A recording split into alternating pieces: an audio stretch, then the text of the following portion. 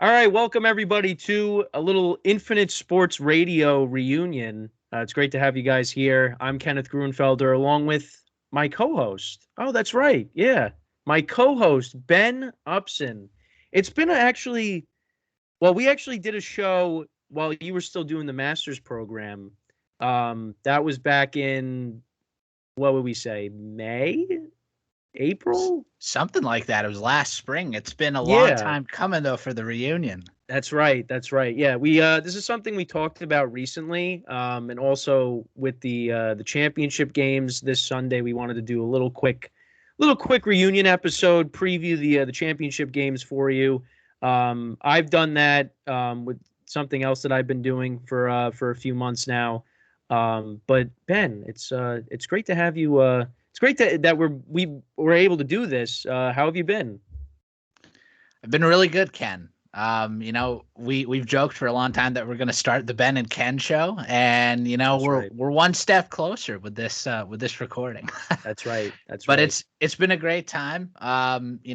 Still currently job searching post master's degree, but it's great to be back, and nothing like recording a show with you, my friend. It's an honor. Yeah, that's right. That's right. Because we did this during COVID. We did a lot of shows like this on Skype, although I was using my laptop camera. But like I said, from what I've been doing the past, 4 or 5 months now, I kind of upgraded it a little bit with the quality. I got a ring light. I got my own video camera as well. So the quality is a little better as opposed to when you go on my YouTube channel and you watch the old Skype calls that we did. It wasn't as good. As you could see, Ben's quality is still around the same, about the same. So he hasn't really upgraded since then. No, Yeah, I'm kidding. it has. Well, I'm It not has really not kidding, been in the. but I'm joking around with him, because It has not been in the budget really. We got a lamp light over my head, and we yeah. got a See, there you tie-dye go. So you got tapestry some on my lighting. ceiling. So I will say though, from when I've been doing these solo shows. If you guys want to check it out, it's on the GSMC Sports Network and the GSMC Podcast Network YouTube channels. So I do their football and baseball podcasts. A lot of the episodes, the ring light is so bright that my face is like as white as it possibly can be, as you can see right now. As Ben's trying to adjust his lighting on his side or whatever he's doing. I don't know what's going on there, but just some behind the scenes right. directing there. Right. All good. So I didn't really know what we were gonna. Well, I think we wanted to talk a little bit about just what has happened over the course of the full season, and then we were just gonna talk about the championship games. I don't know, Ben, if you had something specific that you wanted to just touch upon, like what surprised you from this year, things like that. If you want to just give us some of your thoughts on the season, if you have any. Yeah, well, really, to put it in short, it's hard to narrow it down to just one story that's happened from the entire course of the season to date. But I guess you'd have to say, and I'm personally surprised that both Bill Belichick and Pete Carroll are now out of head coaching positions. That's really the most shocking storyline of all. I mean, I think we all kind of thought that Belichick was, sort of on the way out with the way that the Patriots had been playing in recent years, and the struggles that they've had with Mac Jones at the helm. And, it looks like his time is certainly over in New England, and we'll see, what happens to him in his future. But just the fact that you have two legendary coaches, both north of 70 years old now, as hard as that is to believe, Yeah, both 70 out. years. It's 70 years. That's right. We know that reference. But it's like it's hard to see these two icons really switch up their positions. And right now there's only a couple vacancies still left here Yeah. in the NFL in this offseason. And right now, no Bill Belichick in any of those roles. Atlanta and the LA Chargers, two of the targets we kind of thought were going to go after him, have now occupied their positions. And yeah, as for Pete Carroll, he's still going to be with Seattle just as a front office advisor, I believe, is his new position. Yeah. So Yep. it's just tough. It's tough to see these two guys who have been around for so long, get shifted to different areas. Yeah, no, I agree completely. Because I mean, you thought when now Belichick was free to go out and interview with whoever he could, with what jobs were open. I thought he would get a job, but it just seems like the interest really wasn't there for a lot of these teams. And also with the Falcons, they interviewed him twice, and I think they interviewed. I want to say it was like 17 candidates. I want to say it was something around that number. So they interviewed a lot of people, and they went with Raheem Morris, who's more of a defensive guy, which Belichick has that defensive background as well too. But this is we're talking about one of the greatest head coaches of all time, if not the greatest head coach of all time, and they elected to go in a different direction. But I think also it had to do with it seems like Belichick still wants to be, in total control and have that general manager role as well. So maybe that's something that the Falcons didn't want to do because yeah, all that's left really is the Seahawks and the Commanders. So it's possible that Belichick might not coach in 2024, which is really weird to say. But we'll just have to wait and see because also there could be a head coaching opening that happens and we just don't even realize it. Like maybe a team says, "All right, well, we have a chance to get Bill Belichick, so maybe we'll pull the rug out from the head coach that we have right now and get Belichick." I don't know. I don't know if that's going to happen, but and I just had something over here on my dresser here or my desk, whatever you want to call it, but my desk. But yeah, it's I don't see that happening, but I mean, you never know. But yeah, it's weird that we could go into next year with no Pete Carroll or Bill Belichick coaching the sidelines. And can I just say too, the whole narrative that's being, pushed around out there about how, there's a group of people out there who are like, oh, well, Belichick's nothing without Brady.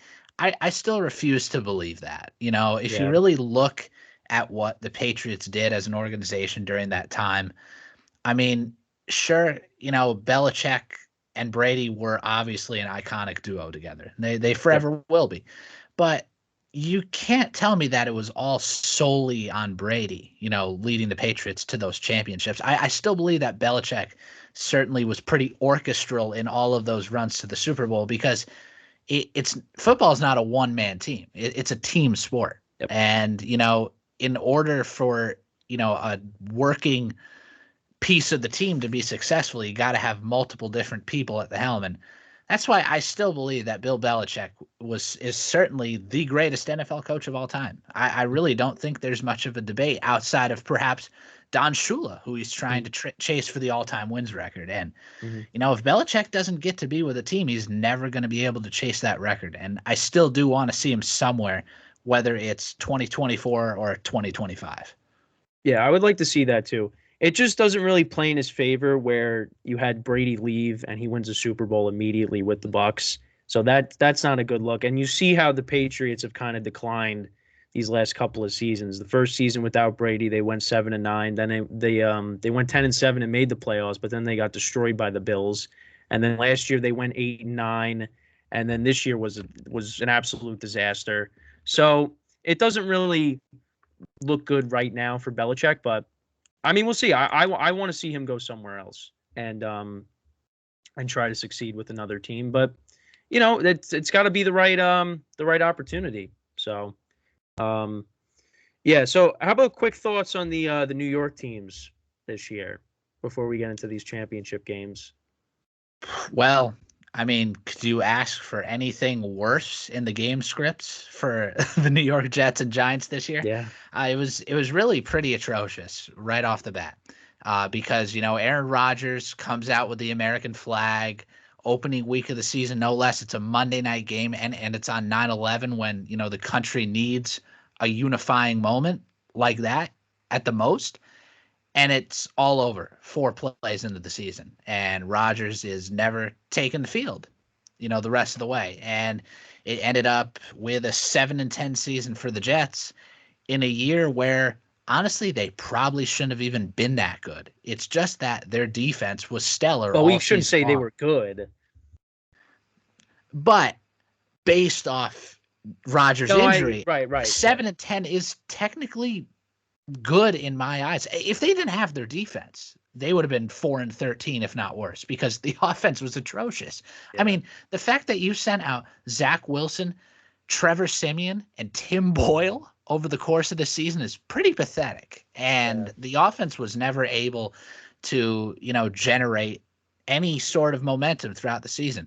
I mean, everyone was tuning in just to see if the Jets could get a touchdown every week. I mean, Yeah. that's the sad reality. It's like, Well, I'll be honest, Ben. I wasn't tuning in. I mean, the one yeah, weekend that I was actually home to watch football, the Jets and Falcons game was the only game that was being televised. So I just turned on Red Zone the entire day. I'm like, I am not going to sit through this game. And thankfully I didn't, because the final score of that game ended up being, what was it, 13-8?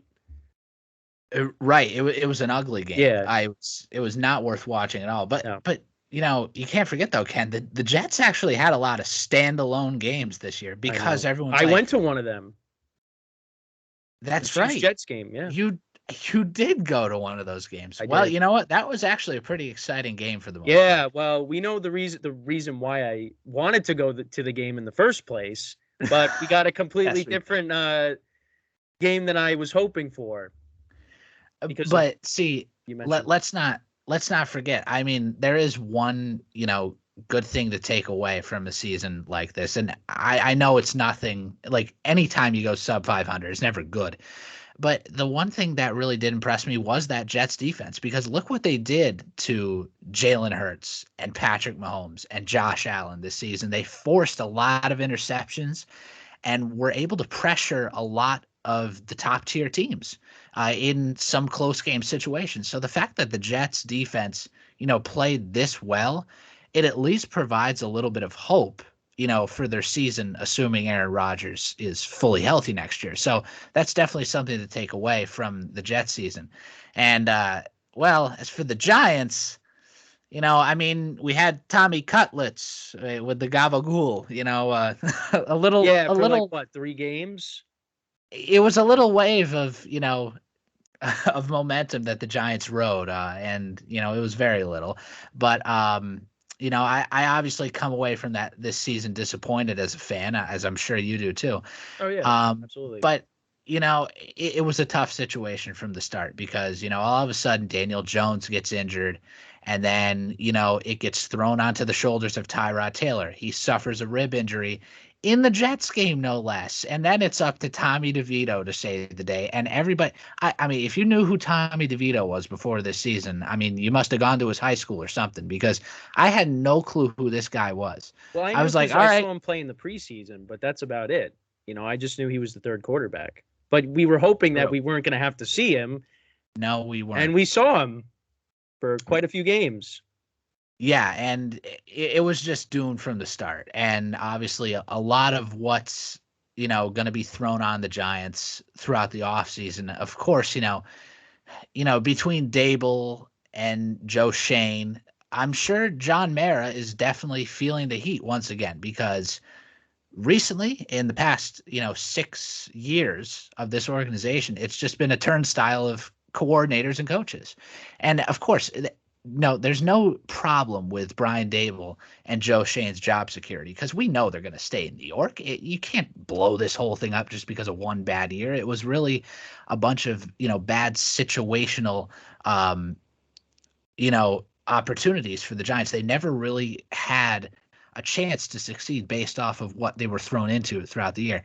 Now, with the firing of defensive coordinator Wink Martindale, that is something that I would like to see explored more because obviously him and Dable didn't get along well. And personally, I really liked Wink. I thought he brought a lot of, creativity with the schemes for the defense. And overall, they were pretty good this year. I think they were even better last year in the run to the playoffs, which still blows my mind how they even got there. They definitely overperformed. But that's the one area of the team that I would like to see, get some look into because it's definitely a little bizarre that Dable kind of goes behind his back, fires one of his right-hand men, and then all of a sudden it's like they're forcing Wink into either, staying or leaving the team. And he ultimately resigned and he's moving on to hopefully, something bigger and better for his sake. But that's definitely going to be a sore spot for the Giants going into 2024 because they're going to need to find, another guy who's willing to step up into those shoes and help take this defense to the next level. But overall, it was a mess for New York football on both sides this year. I mean, there's really, you can say all you want about taking positives and moral victories from the season, There but was none. there really realistically was There was not. none.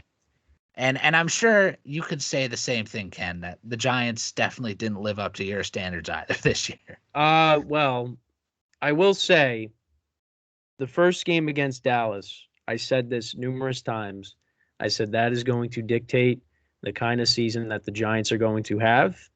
Now, I didn't watch a single second of the game because I was at my cousin's wedding, but I kept track of the score. And when that game was over, I said this team is not going to be good this year. Now, I didn't expect a lot of the stuff to happen that happened in the season, like Daniel Jones getting hurt, and we're seeing Tommy Cutlets and Tyrod Taylor. I didn't expect that, but that's what happened. One way or another, the team was not good. We took a step back. Now, I loved how they competed towards the end of the season, like, destroying the Eagles the final week of the regular season. That was great. Being competitive against the Rams, who made the playoffs, defeating the Packers basically on a game-winning field goal. That was awesome. The Giants competed towards the end of the season, which I really like. And you could say, well, that momentum we could carry into next season, but that always isn't. That sometimes isn't the case, because it's a whole new season. So I guess those are the positives I could take away from the end of the season. But there's a lot of question marks. I mean, now they got to find a new defensive coordinator. Who's going to be the quarterback? Are we bringing back Saquon Barkley? Like, there's so many question marks, really, for both teams. And how many times when we did our radio show, how many times do we keep talking about New York sports and when is it going to come back? And it seems like we get right there and then we take a step back. How many times? I don't get it. I guess this city is just going to be cursed going forward. I mean, it's happening right now with the Rangers. I mean, look at the tailspin that team's going on now. Yeah, well, you're the bigger hockey guy than I am, but I have heard that they have been struggling a little bit from watching the Michael Kay show. But those Knicks, though, they've been playing really well, so that's at least something to be happy about. And I can't believe that in 2024 we would be saying that the Knicks are the first hope right now to bring the city out of desperation mode. Yeah. Go figure. Yeah. All right. So obviously the main topic with this little abridged show here is, of course, the championship games. So they will both be on Sunday. You got the Chiefs and the Ravens. That'll be at 3 p.m. Eastern time. That's in Baltimore. And then, of course, you have the NFC championship game. That'll be at 6:30 p.m. Eastern time. That will be in Santa Clara. 49ers obviously being the 1 seed in that contest. No streaming services. You don't have to worry about that. No Peacock, no Amazon Prime, none of that. So I guess we'll get into the AFC Championship game first, since that's the first game. The Ravens obviously coming in as the 1 seed, the Chiefs as the number 3 seed here. The last time the Ravens and the Chiefs met, you got to go back to week 2 of 2021. And we were watching that game at our friend's house up at school. And that was a great game. The Ravens came back. They won the game 36-35. Clyde Edwards-Helaire fumbled it as the Chiefs were driving to, potentially kick the game-winning field goal. And then the Ravens, they went for it on 4th and 1 in their own territory. Lamar Jackson ran a QB draw, and the Ravens picked up the first down. They won that game. And that was the last time we saw Patrick Mahomes and Lamar Jackson face off because, the Ravens have been, they dealt with a lot of injuries the past couple of seasons, Lamar Jackson included in that. And a lot of people are saying that was going to be like the next rivalry. But now we've gotten Mahomes Allen, Mahomes Burrow. So now we finally get to see Lamar Jackson and Patrick Mahomes face off against each other. I'm really looking forward to this game. For me personally, the Ravens have been the better team all year. But obviously you can't, bet against Patrick Mahomes. But I am going to do that in this game.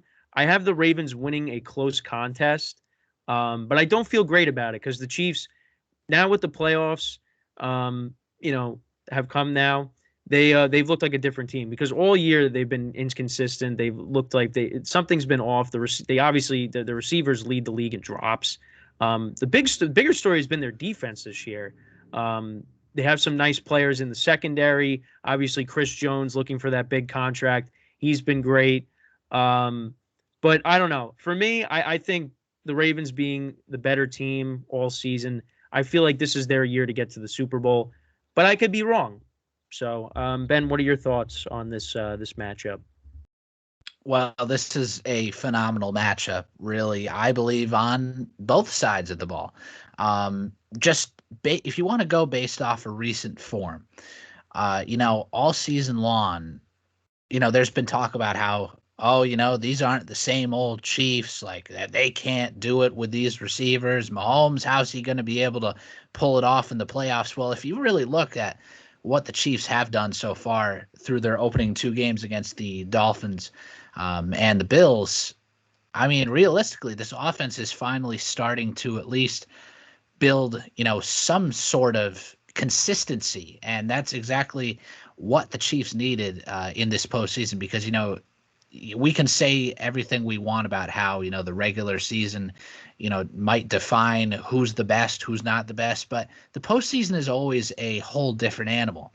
And so far through 2 games, the Chiefs have really checked off the boxes. And it was really highlighted last week with Travis Kelce all of a sudden getting 2 touchdowns in the game, something he hadn't done in quite a while because, the Chiefs offense, as you highlighted, Kenny, they've had a lot of drops this season. They definitely have looked a bit out of sorts at times, and that's what ended up costing them any shot at home field throughout the playoffs. And that's why, believe it or not, this is going to be Mahomes' second road playoff game of his career. And it was the same thing with the Buffalo game last week. So, with the Chiefs winning in Buffalo, it definitely kind of kills that narrative that, well, Mahomes can't win on the road because he did. He won a tough battle against another star quarterback in this league in Josh Allen again. And, the Chiefs are now 3-0 against the Bills. And it just seems like right now, Patrick Mahomes finds a way in these playoff games. And that's going to have to be what he does in this Ravens game on Sunday because this is a top flight defense, no pun intended, that is definitely, a thrill to watch because, with guys like, Roquan Smith and Patrick Queen, headlining this defense, they've been dominant really most, if not all season long. And the Ravens totally deserve the 1 seed between that defense and the success of Lamar Jackson as it is. Last week in that tango with CJ Stroud, who's obviously one of the stories of the season, if not the story of the season, he had 2 rushing touchdowns and 2 passing touchdowns. And when Lamar can kill you with both his arm and his legs, it's going to be tough for any team to knock out, the Ravens. And that's why I'm siding with you here. I firmly believe that, the Ravens can win this game at home. They do have a great home crowd, and I don't think a lot of people realize that, based off not having too many home games in Baltimore as of late. And, you're getting Mark Andrews back at the most crucial time. He played in 10 games this season, got injured, of course, in that Cincinnati game. I don't know. Something just feels like this could finally be the moment for the Ravens to go back to the Super Bowl. And I'm not going to undermine that the Chiefs have, made a 6th consecutive AFC championship. And once again, that whole narrative of Mahomes finding a way. But this Ravens team just feels special. And we've seen it in the past with, Ray Lewis and Ed Reed and all those legends, who have led the Ravens to those Super Bowl runs, back in 2001 and then 2012. It just feels different. And I'm edging the Ravens a little bit at home, because this time I don't know if Mahomes will find a way. And I think a lot of America also is rooting for the Ravens just because we really don't need to see Taylor Swift in the Super Bowl. Well, Thank you yeah, very I mean, much. you go on. I've been going on TikTok, and literally every post is, only one man can save us from a Taylor Swift Super Bowl, and it's just a Lamar Jackson edit. So, I mean, listen, for me, with both of these games, and I say this like all the time, every week, I just want good games. That's what I want. And the teams that are left, I'm fine with whoever gets to the Super Bowl and whoever wins it. So, I mean, we'll see. Like you said, Mark Andrews is coming back. That's big. Isaiah Likely's done a nice job filling in for him. They continue to run the football well with whoever's running the ball out of the backfield. Gus Edwards and Justice Hill have been getting the job done. You also saw Dalvin Cook have a big run, even though that was really the only big run he had. I think he had like 8 carries, and literally like the 19-yard run or whatever he had was like his best run. Other than that, he was getting nothing.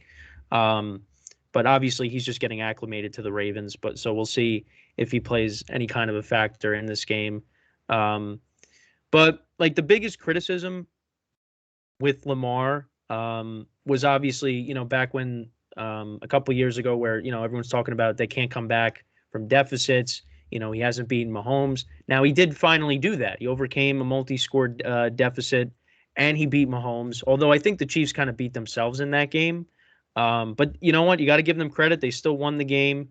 We'll see what happens now. But I think here the same thing applies, because if the Ravens fall behind in this game, I don't know if they're going to be able to come back. Now, the difference is in the past matchups with Mahomes, the defense wasn't as good. This defense is really good. So it's going to be interesting to see how, the Chiefs offense matches up with this defense. And how Mahomes is going to be able to possibly, find, some cracks in this defense, which I think he will, because he's Patrick Mahomes and he's the best quarterback in the NFL, even with the down year that he's had. But it's a really interesting matchup. Really looking forward to it. And like I said, whoever wins this game, I'll be happy with. But we're both in lockstep. We have the Ravens winning. So obviously pick the Chiefs, because, that's just usually how it goes. Yep, that always seems to be what happens. It really does. And just one other thing I do want to note, Kenny, and you already kind of touched on it. The fact that the Ravens have, gotten here, I don't care about how great the defense has been. The fact that you were without Mark Andrews and J.K. Dobbins for quite a bit of this season, it's pretty impressive how Lamar and this offense was able to overcome those challenges. And like you said, if it wasn't for Isaiah Likely stepping in and having big games, and Zay Flowers, the first-round draft pick out of Boston College, who has been, above and beyond a great receiver for this team this year, and even Odell. That's right. No, listen, he's made some plays for them. Yeah, he's made some plays for them. He has. So just the fact that the Ravens have really gotten here, I'm not saying that they're overperforming. I think sleep on Nelson Aguilar either. Don't forget about him. He caught a touchdown last week. Don't forget about him. I tell you, maybe they can get some schemes for him this week. But I'm not going to say that they're obviously overperforming, because I think this is what we thought they were capable of. I mean, preseason, I had Ravens and 49ers in the Super Bowl. So, and listen, you got clowned a lot during college with your picks. So, yeah, there were a lot of cold stretches. That's for sure.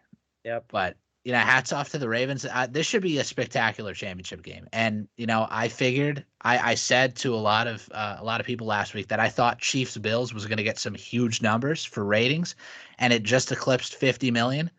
I think we're going to go over that for this game this weekend, because that's how big it's going to be. All right. The other thing I was going to say quickly is, so Mahomes has only lost to 2 other quarterbacks in the playoffs, 2 other teams. And obviously, one of the quarterbacks played for 2 different teams. He's only lost to Tom Brady and Joe Burrow in the playoffs. And obviously lost to Brady in the Super Bowl with the Bucs back in 2020. But in the championship games, both of those games went to overtime. So don't be surprised. Maybe this game goes to overtime and we see a game-winning field goal being kicked in this game. And I want to hear your opinion on this quickly. Oh boy. I mean, I don't like to make any comparisons when there's 2 different teams in 2 different eras.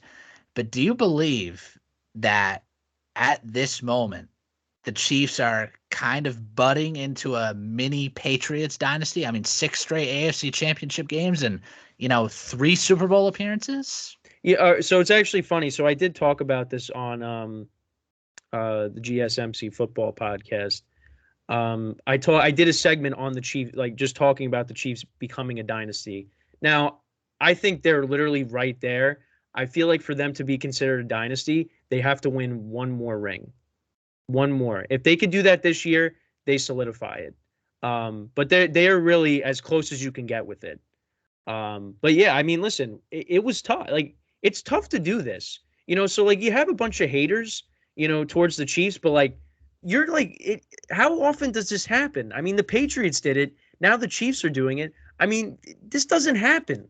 This doesn't happen, but I get it. It's Chiefs fatigue. I mean, we had it with the Patriots, but you got to remember the Patriots also went 10 years without winning a Super Bowl. They were the last team to repeat as champions.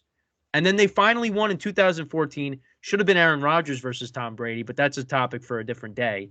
But, they won in 14, then they won in 16, and then they won in 18. So, yeah, you got 6 rings, Belichick and Brady, the whole thing. Now you got Mahomes and Andy Reid, 6 straight AFC championship games, 3 Super Bowl appearances. They won 2, and they could possibly win another one this year. So I think for me, if they won this year, that solidifies them as a dynasty without question. But it's right now it's really close. I feel like you have to win at least like 3 rings to be a dynasty. I don't know. Maybe that's just me. Other people have a different opinion on it, but that's just my thoughts on that. Yep, and I would have to agree. I think one more ring would do it for sure. And how fitting would it be if the Chiefs were able to do it on the 20th anniversary of the Patriots going back to back in 03 and 04? Whoa, the whoa. last Don't tell the NFL team to script do it. writers that, Ben. Don't do it. Don't do it. No. Yeah, I'm telling you, there's something else probably in the script. But one of the things that could be in the script, the last time the 1 seeds met in the Super Bowl, Eagles Pats 6 years ago. It could happen again this year. Oh no, Ben, you're giving them more ammunition here. And then there's the whole logo color theory. I mean, know. we got everything. But you know what? I don't understand that. You go back to a couple of years ago, the Bengals and the Rams colors. Who had the Bengals and the Rams going to the Super Bowl? Did the NFL really have totally that? Me. Come on, I had them. Oh yeah, Come on, I had them. Yeah. Of course you did. Yeah, because your picks were great. Like we said throughout college, they were awesome. All right. So let you know what? Are we ready to get to the second game here? Yes, we are. Okay. So we got the NFC Championship game now. After that'll be again 6:30 p.m. Eastern time on Fox. Again, no streaming services. You don't have to worry about it. No subscriptions you got to get. Yeah, you could tell me and Ben are thrilled about that. But anyways, yeah, the Detroit Lions you got and the San Francisco 49ers. The Detroit Lions, as I like to call them, kneecaps, because obviously, me and Ben talked about this on the radio show when this first happened. Dan Campbell's opening press conference, talking about biting off kneecaps. And listen, I fell in love with that. So I've been a silent Lion supporter for 2 years now. Well, a little more than that. I love what he's been able to do with this team, what Jared Goff has done with this team, what they've been able to build here with the weapons that they have on offense. And, the defense is coming along as well. Aiden Hutchinson leading the way on the defensive line. Not a lot of people would have expected the Lions to get to this point. They hosted a playoff game at home for the first time in 30 years. And first time in their history, they hosted back-to-back playoff games at home. And now they're in the NFC Championship game and one step away from getting to the Super Bowl for the first time ever, which is unbelievable. And then, of course, on the other side, you got the 49ers, who have made it to the NFC Championship game 3 times in a row now. Obviously, last year, it was unfortunate what happened with Brock Purdy getting hurt on the very first drive against the Eagles, and then you had to bring in Josh Johnson. He gets hurt, so now you got Christian McCaffrey running plays on offense. Purdy came back in, but he was just doing dump balls because he couldn't throw the ball because of the elbow injury. But now a year later, they're the 1 seed. They're back in it, coming off of a very narrow victory against the Green Bay Packers, which they could have lost that game, but they were able to squeak by. Deebo Samuel is going to play in this game, which is huge, because we saw how the 49ers struggled earlier in the season. They went on that 3-game losing streak. Between him being hurt and Trent Williams, they weren't the same. Brock Purdy was turning the ball over. Then Deebo Samuel came back, and they really just kicked it into high gear, and we're back to being the 49ers that they were at the beginning of the season before Deebo got hurt. So this is a huge game. The Lions, they're 7-point underdogs. I think it's going to be close. I think they're going to cover the number, but I'm still going to go with the 49ers. I don't like how they played last week. Brock Purdy missed a lot of throws. He could have had a couple of interceptions. Darnell Savage dropped one. That could have been a pick 6 possibly going the other way.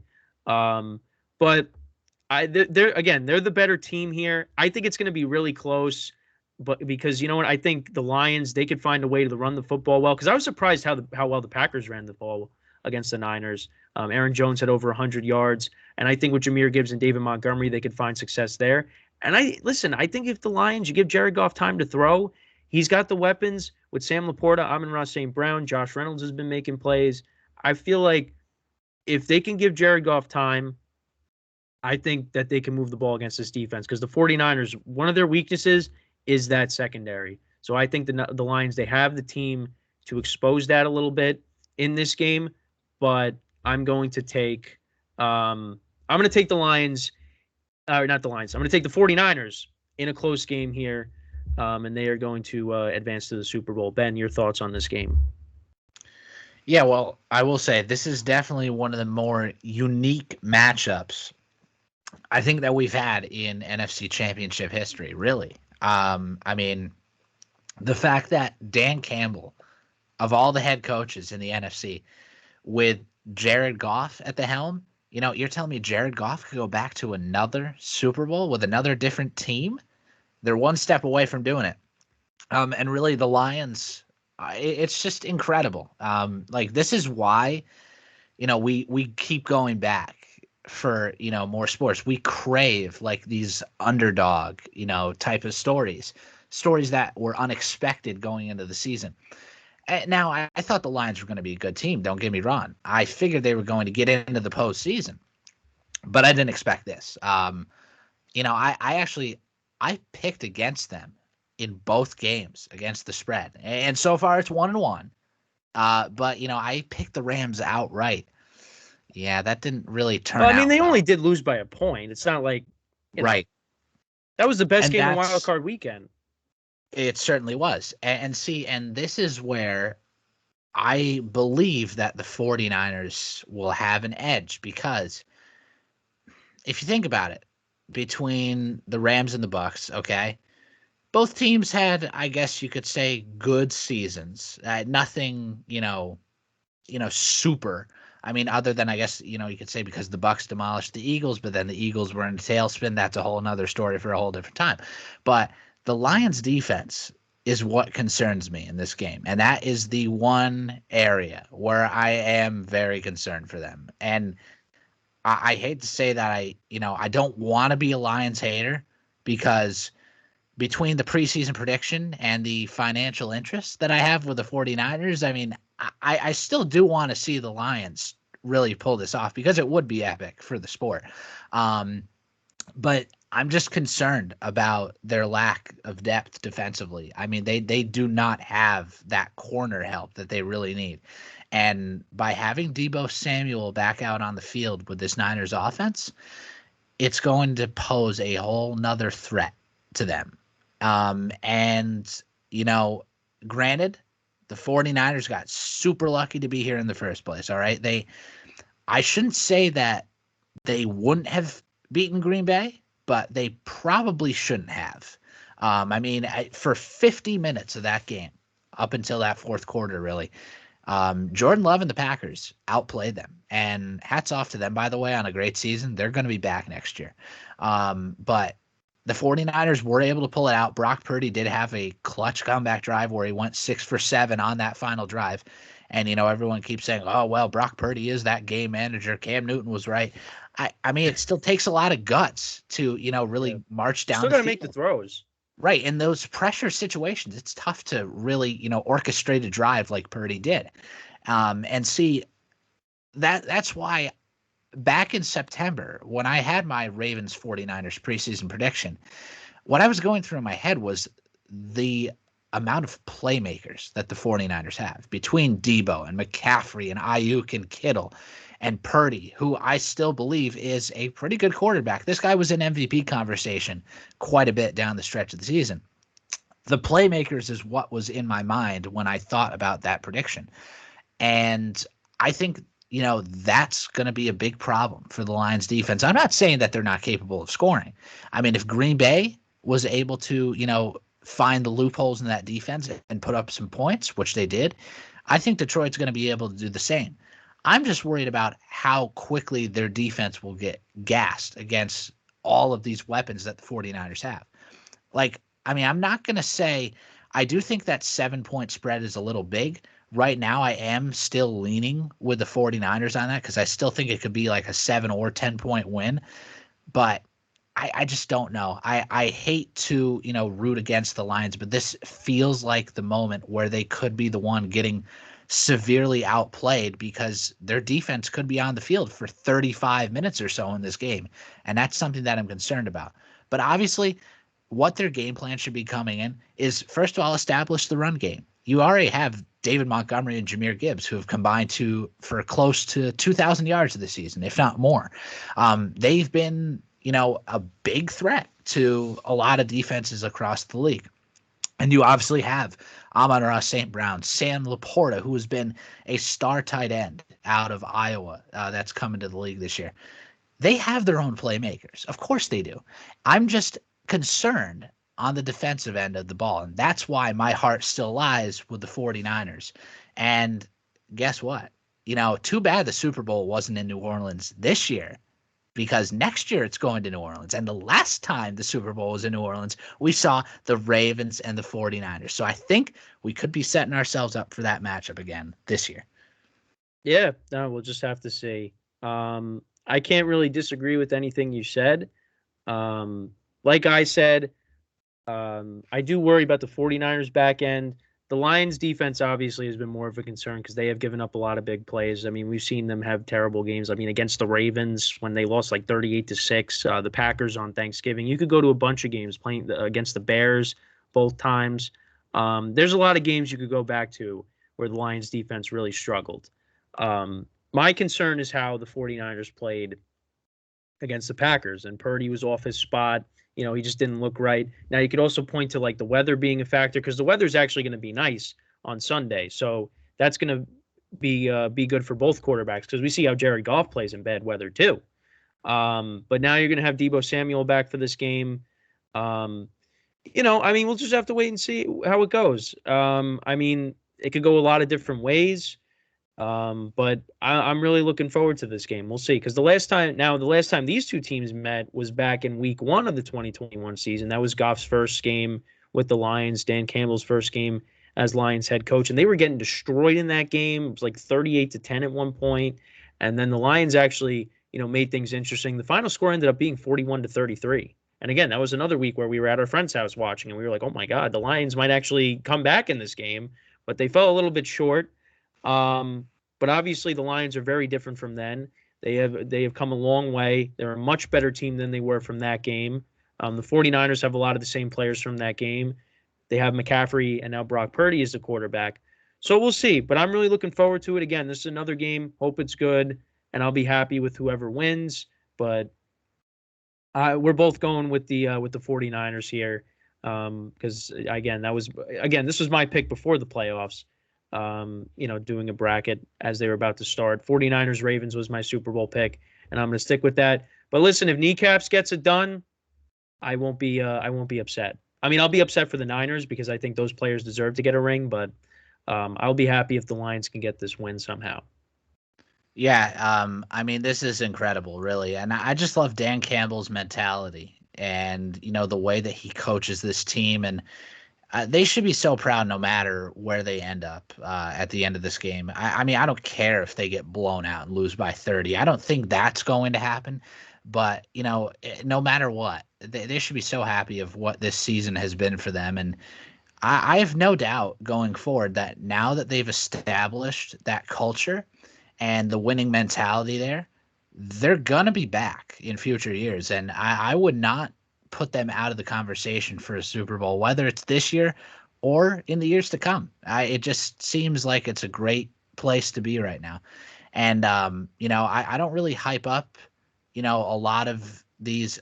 I don't like to hype up all of these championship games, but I'm really excited for these two matchups this week. Oh, come on. You got to hype them up. You got to get excited. Come on. Right. We only got 3 games left. Yeah, I mean, even in the Patriots-Rams Super Bowl, we had to find something out of that because that was the last game of that season too. That was our freshman year of college. Yeah, that's throwing it back. That's 5 years. That was the last time Jared Goff made a Super Bowl. Was our freshman year of college. And 5 years later, he could do it again. So tune in this Sunday on Fox. Yeah. Yeah. Any final thoughts before we wrap it up here? Well, just one thing I did want to mention, another takeaway from the season, because I know what happened in the playoffs. CJ Stroud and Jordan Love, okay? These two are really overachieving so far in their careers, and more so CJ Stroud. I mean, he was, drafted second overall, of course, by Houston this year, out of Ohio State. And of course, we know Ohio State is an offensive factory. So many great wide receivers, running backs, and even a couple of quarterbacks who have made it big in the NFL, but none as big right now as CJ Stroud. And, for a rookie who comes out and has a 4,000-yard season, with believe I can't remember his exact touchdown to interception ratio. I want to say it was around 30-10, something like that. But Let me take a quick look. yeah, we can check on that. But it is phenomenal what that team did this season. From being in the doldrums of the NFL the last couple of seasons and a coaching carousel between David Culley and Romeo Crennel and Bill O'Brien Lovey before Smith, that. Lovey Smith, that's right. twenty-three to Santa five Lovey. touchdown interception ratio was 23 to Stroud. 5. See, that's even better. I mean, he's obviously a shoe-in for Offensive Rookie of the Year. I don't think there's any question, really. Well, you also have Because Puka Nakua, who might have something to say about that. this is true. But in this situation, though, I Yeah, would give it to the quarterback. As awful as that I know, sounds, because because I kept Puka, saying it's going to be a lock for him, but then I keep forgetting about the kind of season that Puka Nakua had. So it's going to come. It's definitely going to come down to those two players. yeah, it's those two and nobody else. Um, but just the fact that he had that type of a season, and for an organization that has consistently been awful for the last 4 or 5 seasons, it's just a great sign of hope for the Texans going forward. And Absolutely. D'Amico Ryans, again, I talked about establishing the winning culture in Detroit with Dan Campbell. That's exactly what D'Amico Ryans was doing with this team. The fact that they hung in for a half with Baltimore is also impressive after just dismantling the Browns and Joe Flacco. Yeah, it's 2024 and Joe Flacco was still in this league. Whew. Yeah. What did the script writers cook this year? And then same thing for Jordan Love. I mean, putting up 48 on the Dallas Cowboys defense in the wild card round. I mean, I guess the Cowboys and the Packers, every time they meet, the Cowboys are just going to take an L. I guess that's just what's going to happen. Listen, I wasn't complaining. Rodgers owned the Cowboys. Now I guess Jordan Love is going to own the Cowboys. It's very eerie how Jordan Love's career path is Aaron already Jones spelling out. with 3 rushing touchdowns in this game. Yeah, in fact, In he that game. owns the Cowboys Yeah. too. Yeah. The Packers might as well just lease out AT&T Stadium from They Jerry never Jones. lost. They've never lost in that stadium. Yeah, go figure. I mean, for a franchise that has been irrelevant really for much of the last 25 to 30 years, I guess the Cowboys are never going to get back to an NFC championship. And what's even worse, they're bringing back Mike McCarthy. So we don't even need to bother with them next year because we know they ain't going anywhere else. But you got to tip your hat to those two quarterbacks, though. I mean, we've said outside of Burrow and Mahomes and Allen and Lamar, it's like, who else is going to be a threat to them? And right now, CJ Stroud and Jordan Love have hopped on the radar because the 2 seasons that they had, respectfully, it's just incredible to really witness what they were able to do for their organizations. And I'm looking forward to seeing what they can do next season. Believe it or not, the Super Bowl odds are already out for next season on Yep. DraftKings. And already the recency bias is in, and the Packers and the Texans both sit on the odds board at plus 2,000. And that's also where the Dallas Cowboys reside. So, if you want to buy stock in either of those teams, the Packers or the Texans, get on it now. Yeah, well, I'll be honest, I'm not going to. But I won't either. But if you want to listen to Ben and do that, go right ahead. That's right. No, I agree with you. Listen, we saw since 2015 when Peyton Manning retired, we saw a lot of the quarterbacks that we grew up watching retiring. Obviously, Tom Brady last year. I mean, there's only really a few right now: Rodgers, Matthew Stafford, Russell Wilson. You know, a lot of these guys are retiring, and we're in good hands with all these young quarterbacks that we have now. With Mahomes, Allen, Lamar Jackson, Burrows, Stroud, now Jordan Love. Don't forget about Justin Herbert too, because now Harbaugh's there, so you figure the Chargers are going to be better. We're in good hands with a lot of these quarterbacks. So it's going to be a lot of fun, watching these guys for the next 10 years. And yeah, I mean, we'll see, what these games bring on Sunday. But I think that's pretty much it.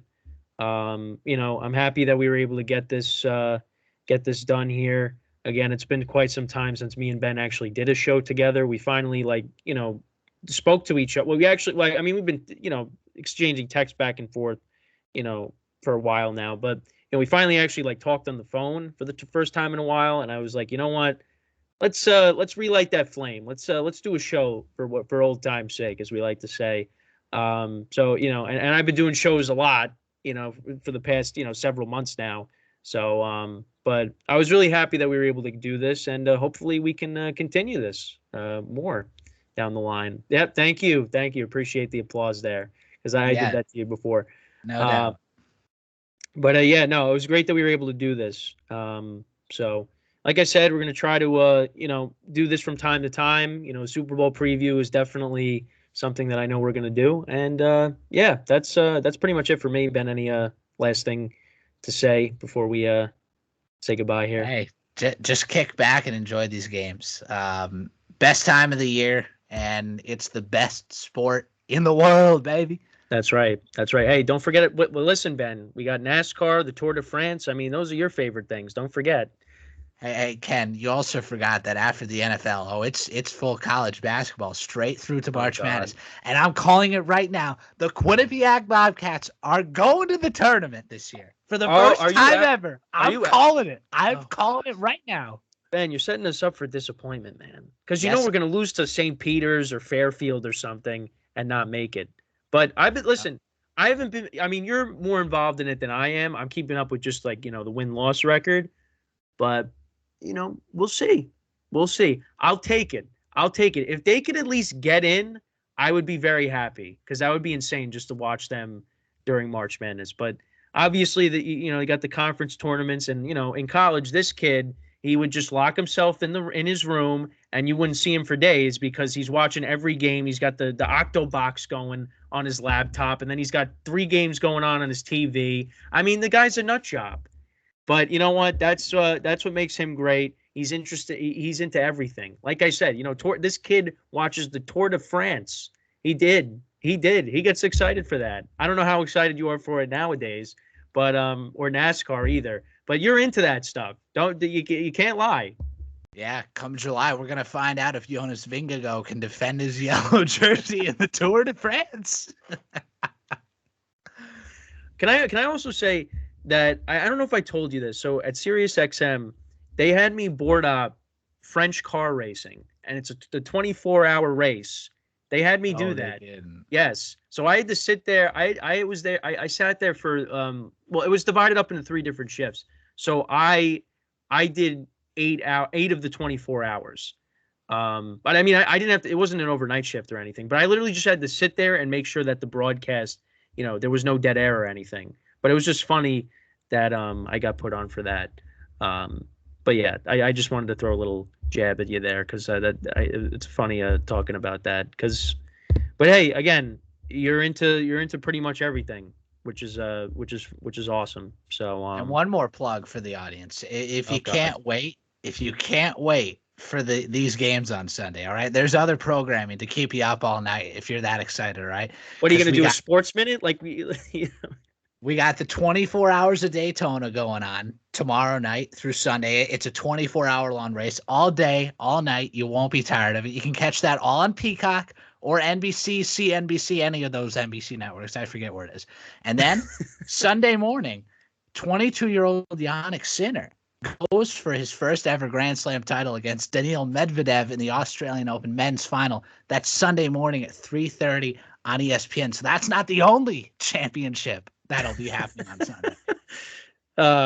Yeah. So that's another thing too. Go for him when it comes to programming. What's going to be on? Because he's got everything memorized for the most part. Mesmerized. Mesmerized. Yes. Yeah. But again, thank you guys for watching. Again, we're going to try to do this more in the coming weeks. Again, we'll try to do a Super Bowl preview as well for whoever we get for the Super Bowl. But Ben, I thank you for joining me here. And again, I thank the viewers for tuning in for this. So once again, it's been a while, but I'm Kenneth Grunfelder along with Ben Upson. Have a good night, and we will talk to you guys next time. Take care. Happy Football Sunday, America.